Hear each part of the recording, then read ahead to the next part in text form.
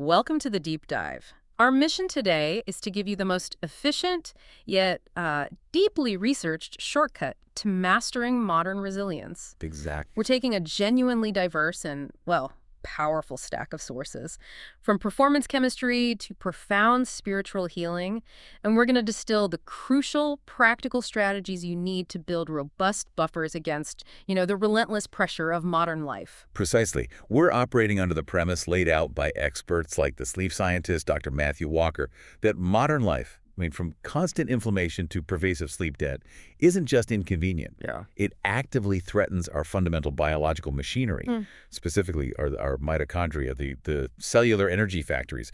They're under constant siege. So this deep dive is about finding those backup generators. Is that the idea? That's the perfect framing. We're looking for the scientifically validated backup generators, the chemical and structural foundations that allow your system to maintain function when the metaphorical main power grid inevitably falters. I think that framework, that idea of backup power, is absolutely essential. The breadth of expertise we've gathered really speaks to the multi-layered nature of this problem. It does. We're synthesizing insights from high-performance physiology, drawing heavily on the work of Dr. Andy Galpin, and then diving into the intricate metabolic chemistry detailed by Dr. Ben Bickman. And of course, sleep science from Dr. Matthew Walker. Obviously.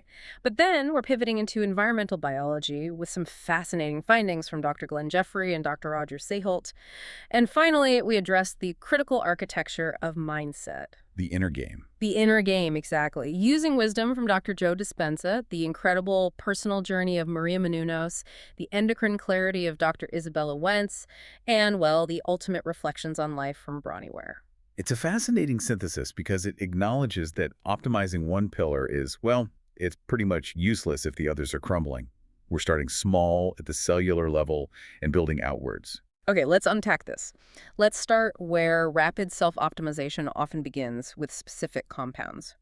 What we can add to the system to support cellular energy when everything is under duress. Dr. Matthew Walker's research, while it's all about championing sleep, has also sort of uncovered compounds that act as remarkable buffers against the damage of sleep loss.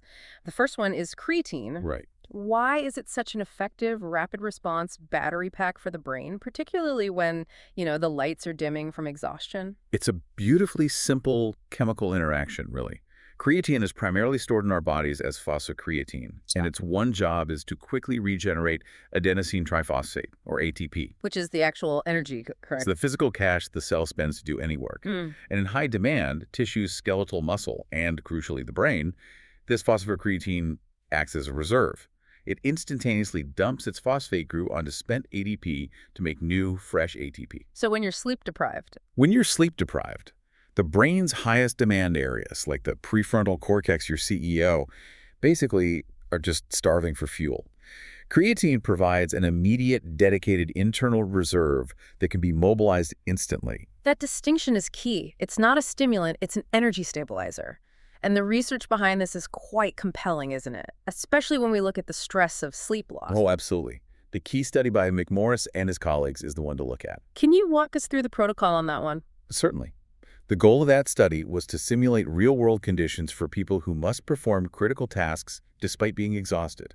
Think military personnel, shift workers, doctors. Right. They took 19 healthy subjects and preloaded the active group with 5 grams of creatine monohydrate 4 times a day for 7 full days. This is a standard loading phase designed to saturate the muscles and, importantly, the brain's stores. And the test itself? The stress test was brutal. 24 hours of total continuous sleep deprivation. Nothing at all. Nothing. And afterwards, the researchers measured the performance of both the creatine and the placebo groups across a whole battery of cognitive and motor tasks. What they found was fascinating. The creatine group experienced a significantly reduced performance decline. Reduced how? Are we talking about slight improvements here? No, these were meaningful, objective improvements. They maintained better executive function, which is that mental agility for complex decisions. The CEO part of the brain you mentioned? Exactly. They had measurably faster reaction times, which is literally life or death in some jobs, and they showed improved balance, a classic marker of nervous system stability. And, crucially, they also reported a far more stable mood. That stability aspect is what I find most compelling. It reinforces the idea that we're not just trying to squeeze extra performance out of a tired system, but actually buffering its structural integrity. Precisely. And a subsequent study showed this effect can be almost immediate. Oh, really? Yes, another study used a single higher loading dose, about 0.35 grams per kilogram of body weight, in a controlled 21-hour sleep deprivation model. And this time, they used magnetic resonance spectroscopy to monitor the brain's chemistry in real time. So they were watching the fuel gauge, essentially. That's the perfect analogy. And the data was clear. The active group showed immediate objective benefits. Their processing speed on numeric tasks jumped by 25% compared to placebo, even when tested late at midnight. And did they feel any different? They did. They reported feeling about 8% less fatigued at 2 a.m. and 4 a.m., and the spectroscopy showed why. Creatine stabilized the brain's internal environment. It maintains cerebral phosphocreatine stores, which usually plummet during sleep loss, and it stabilized pH levels. It's the closest thing we have to giving the brain its own emergency power generator. Okay, that covers the quick charge. Let's move from creating energy reserves to optimizing how we burn fuel. This brings us to the work of Dr. Ben Bikman on omega-3 fatty acids. He makes a very strong, very specific case for EPA and DHA from animal sources. Why are these so vital, and why does he basically dismiss the plant-based omega-3s? Dr. Bikman is unequivocal on this point, and it's a key distinction that people often miss. He stresses that for the profound metabolic benefits we're about to discuss, enhanced fat burning and anabolic signaling, you need EPA and DHA, the long-chain omega-3s. And the plant-based option? ALA. Well, plant-based alpha-linolenic acid, or ALA, is technically an omega-3, but the human body's ability to convert it into the useful EPA and DHA is pathologically inefficient. How inefficient are we talking? He notes the conversion rate is often in the low single digits, maybe 1% to 5%. And it's not just inefficient. The enzyme required for that first conversion step is highly sensitive to the modern diet. It's heavily downregulated by high insulin and high saturated fat. So for most of us. For most people in the Western world, ALA is essentially metabolically useless for achieving these therapeutic concentrations. You have to take the direct route, which means animal or marine sources. That's a critical detail. So once we have EPA and DHA in the system, how do they actually go about enhancing metabolic efficiency? Let's start with fat burning. They converge directly on the mitochondria, and they activate two powerful mechanisms. The first, as you say, is enhancing fat burning, or beta oxidation. They do this by increasing the expression and activity of a crucial enzyme called carnitine palmitoyltransferase 1, or CPT1. CPT1, can you break that down in simpler terms? Of course. Think of the mitochondria as the furnace where fat is burned. But fatty acids are complex molecules. They can't just waltz in. CPT1 is the mandatory checkpoint. It's the shuttle, or the bouncer if you like, that has to escort long-chain fatty acids into the mitochondrial matrix to be burned for fuel. So more CPT1 means more fat getting into the furnace. Exactly. By increasing the activity of CPT1, omega-3s essentially open the floodgates, allowing your body to access and burn stored fat far more efficiently. That's fuel utilization. What about the second key mechanism, the one that supports muscle maintenance and growth? Right, that revolves around enhancing the anabolic signal. This happens because EPA and DHA, being fatty acids, are literally incorporated into the structure of your cells. They become part of the muscle cell membranes and the membranes of organelles inside the cell, including the mitochondria themselves. Why does changing the physical structure of the cell membrane matter for growth? It increases membrane fluidity and changes signaling sensitivity.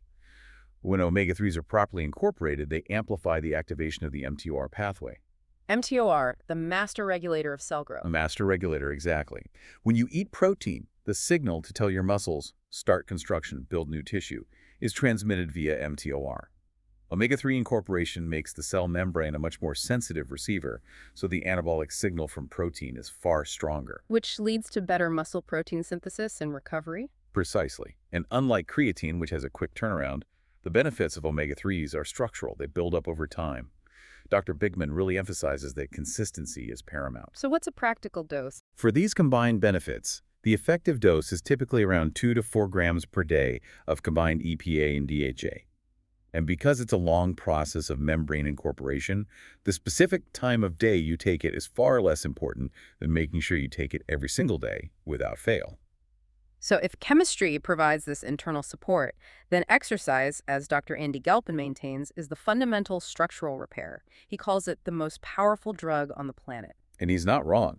It's potent for longevity, cognitive protection, and stress reduction. Let's look at it again through that lens of acute stress by revisiting Dr. Matthew Walker's insights on sleep restriction. This is where exercise really shines as a metabolic shield.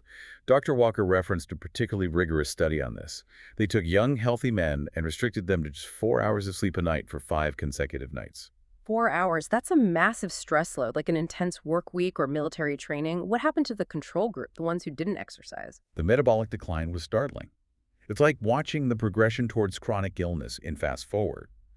They showed a 22% increase in glucose intolerance. So their bodies were becoming functionally pre-diabetic. In less than a week, yes. Their mitochondrial energy production dropped by 18%, and muscle protein synthesis, the ability to repair muscle, plummeted by a staggering 36% to 37%.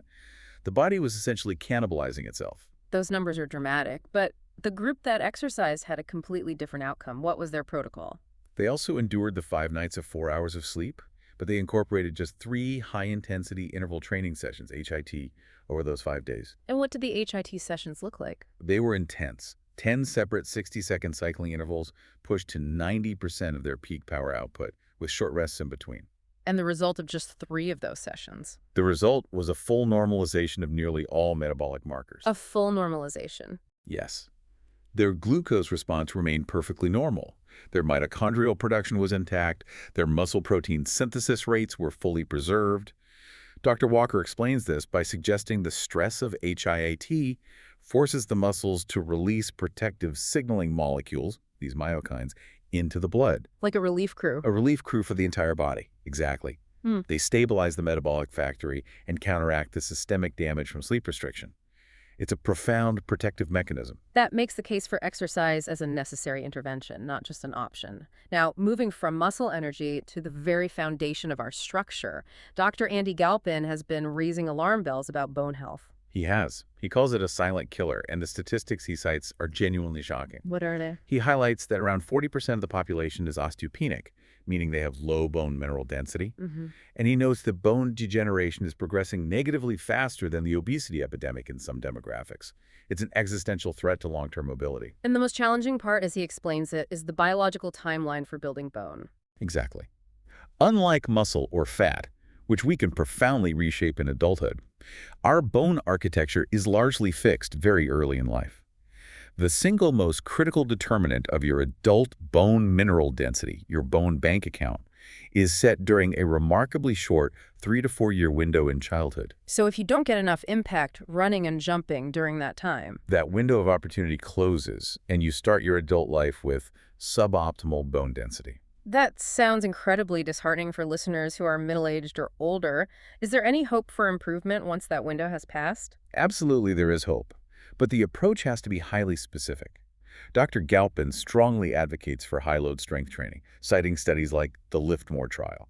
The key is that while you can't massively increase bone density later in life, you can certainly improve it. And more importantly, you can dramatically strengthen the surrounding muscle to prevent falls, which is the ultimate disaster. What does high-load strength training actually mean in this context? It must follow the principle of progressive overload. For bone, you need high challenging loads, meaning weight that is 80% or more of your 1-rep max. And the focus must be on multi-joint, complex movements, the squat, the hinge or deadlift, the overhead press, and heavy carries. Not the isolation machines at the gym. No, you can't stimulate bone density that way. The challenge has to be structural and full body. That sounds daunting for someone in their 50s or 60s who hasn't touched a heavy weight in decades. What's the starting point? Dr. Galpin has excellent advice for this. He says beginners, particularly in that demographic, should start with high-frequency but intentionally low loads for the first 4 to 6 weeks. The goal is purely neurological learning. Training the nervous system, not the muscles. Exactly. You're teaching your brain how to coordinate the squat or the deadlift safely. You're building tolerance and learning technique. Pushing too hard too soon almost always results in injury. First, secure the technique, don't get hurt, and only then can you start adding the heavy load.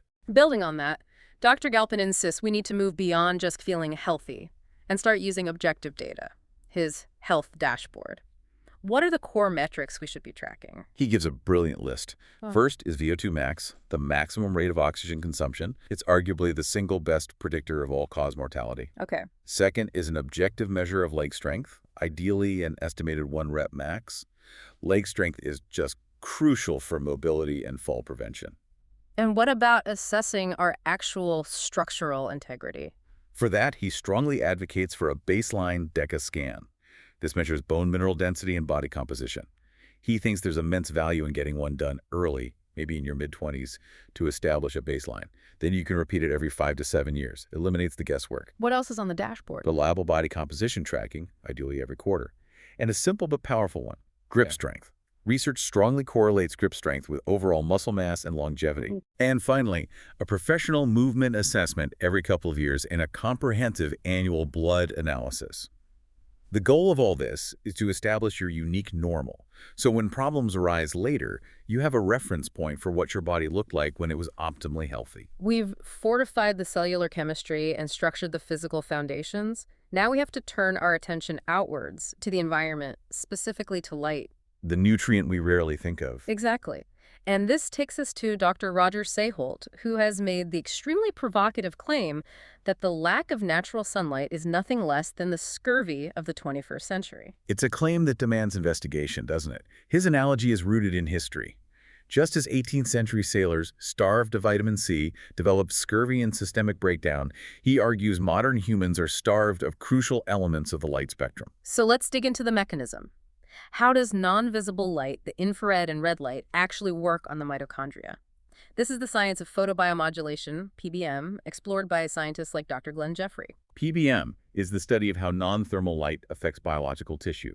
Specific long wavelengths, notably deep red and near infrared, can penetrate deep into the body, even through skin and clothing. And this light is absorbed directly by a key enzyme within the mitochondria called cytochrome C oxidase. And when that enzyme absorbs the light, It acts like a switch. Yeah. It facilitates the release of nitric oxide, which often binds to the enzyme during metabolic stress.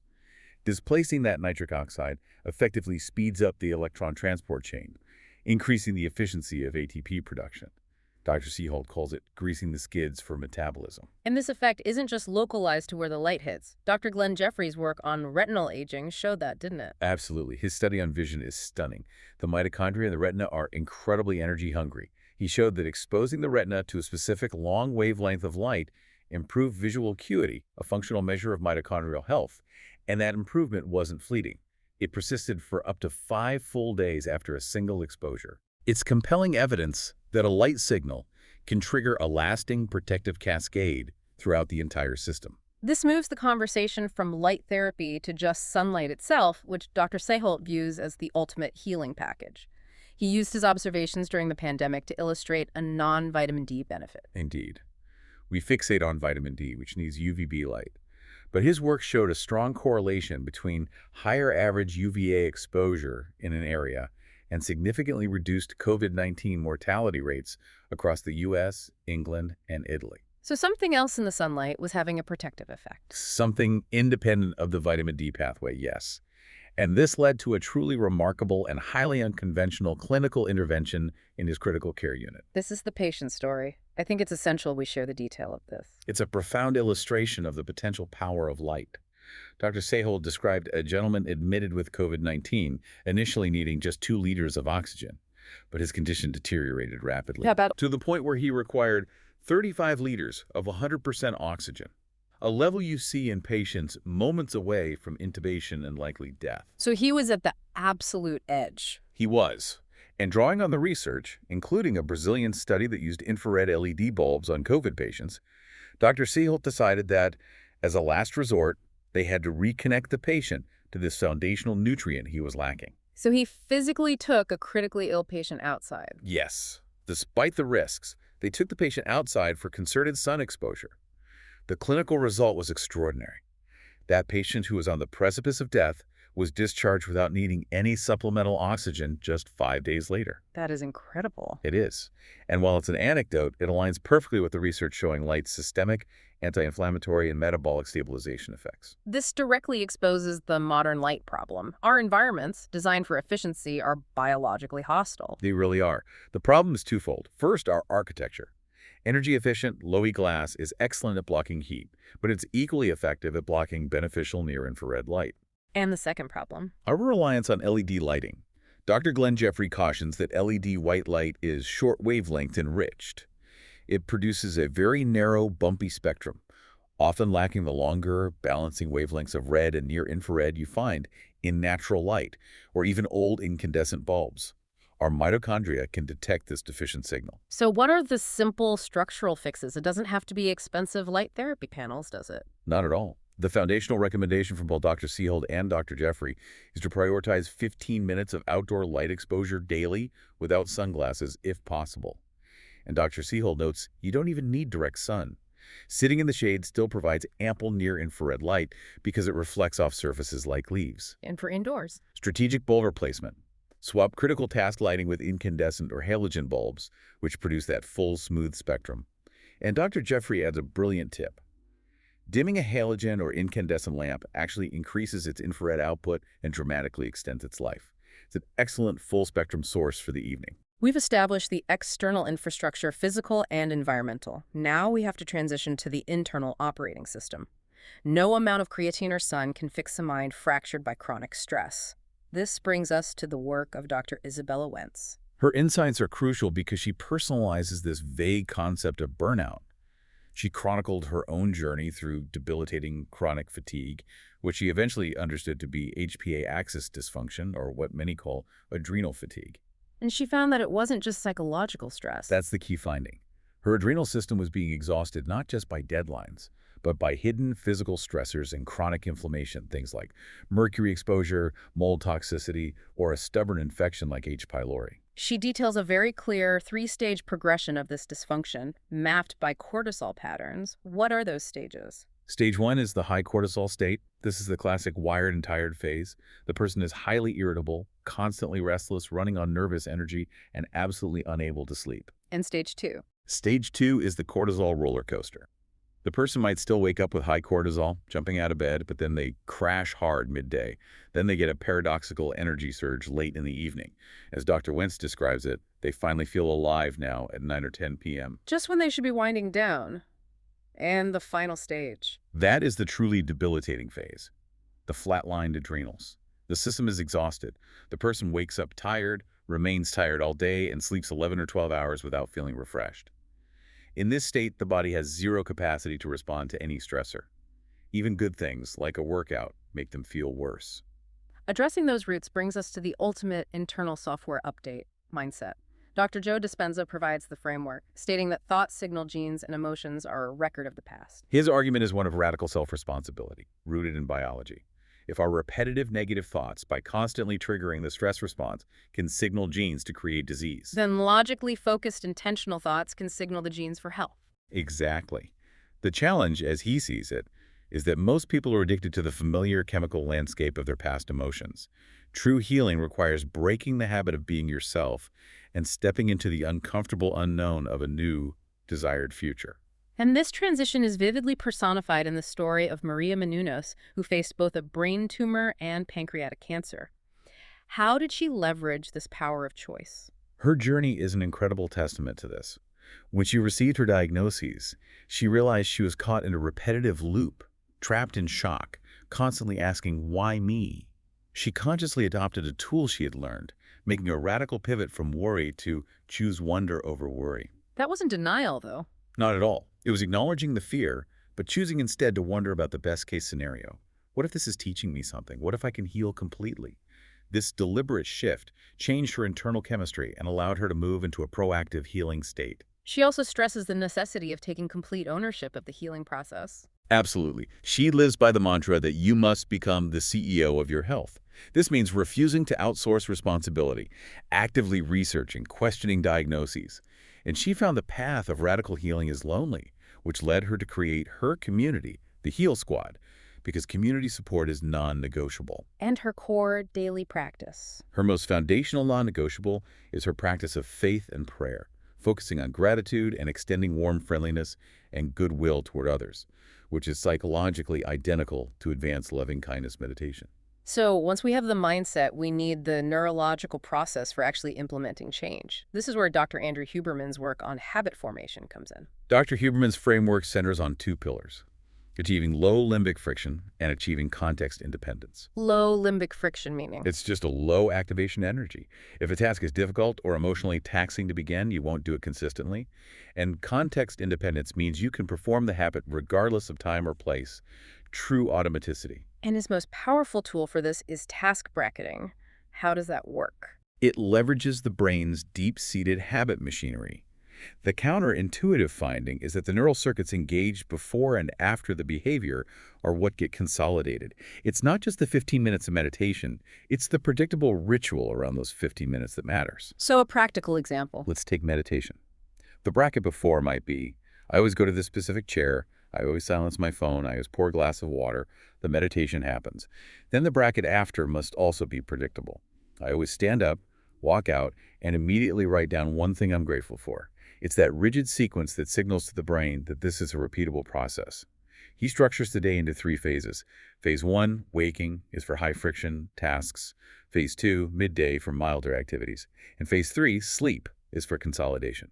Sleep literally hardwires those new circuits. This detailed work of building internal systems sets the stage for the final, ultimate reflection on resilience from the profound work of palliative care specialist Bronnie Ware. She chronicled the top regrets of the dying. She did. And when you look at her findings, one ultimate upstream regret seems to encompass all the others. And what is that? After years of listening to patients in their final weeks, she confirms that the fundamental overarching regret was this. I wish I had the courage to live a life true to myself, not the life that other people expected of me. That's an immense tragedy. How does that one regret connect to the others, like working too hard or losing touch with friends? Well, if a person had the courage to honor their own authentic path, they wouldn't have felt compelled to work excessive hours to meet society's expectations. They would have prioritized the deep connections that truly nourish them, maintaining their friendships. And fundamentally, they would have allowed themselves to choose happiness. All other regrets are just symptoms of this primary failure. And what, according to Bronnie Ware, is the catalyst to force us out of that complacency? It is the confrontation with mortality itself. We live under the comforting assumption that we have infinite time, that we can make changes tomorrow. Bronnie Ware stresses that the truth is uncertain. You may not live past 60. Acknowledging that life is finite shatters that complacency. It forces us to stop waiting for permission and to start truly living the life we want right now. It's only by accepting that you will die that you finally begin to truly live. That's the core message. This deep dive has spanned the entire spectrum of human resilience, from the microscopic energy factories in our cells to the expansive landscape of our emotional architecture.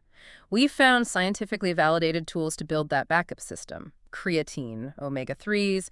We've established the absolute necessity of exercise as a physical and metabolic shield for muscle and, critically, for bone. And we highlighted the foundational role of the environment, that balanced, full-spectrum light is a vital nutrient. And we culminated with the crucial internal work.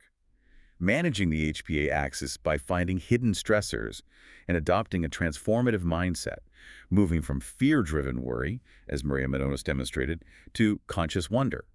We've seen that while we can't outsmart our body's fundamental needs, we possess the knowledge to buffer the system. The mandate is clear. Be proactive, not just reactive. Exactly. Engage with these pillars daily, rather than waiting for the system to break down. And finally, let's leave you with a thought that connects our environmental and physical resilience back to our deeper biological design. We discussed Dr. Roger Seheult's findings. The studies showing that the highest levels of sun exposure were linked to the lowest all-cause mortality, a protective benefit so profound it often mitigated risks from things like smoking. A truly profound finding. So, if the simple, repeated act of seeking connection to the natural world, the light, the air, the movement outdoors, provides a fundamental biological benefit that is that protective, it raises an extraordinary question for you to mull over.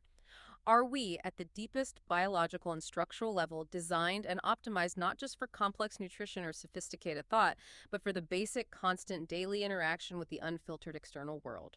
Perhaps our greatest act of self-optimization is simply stepping outside.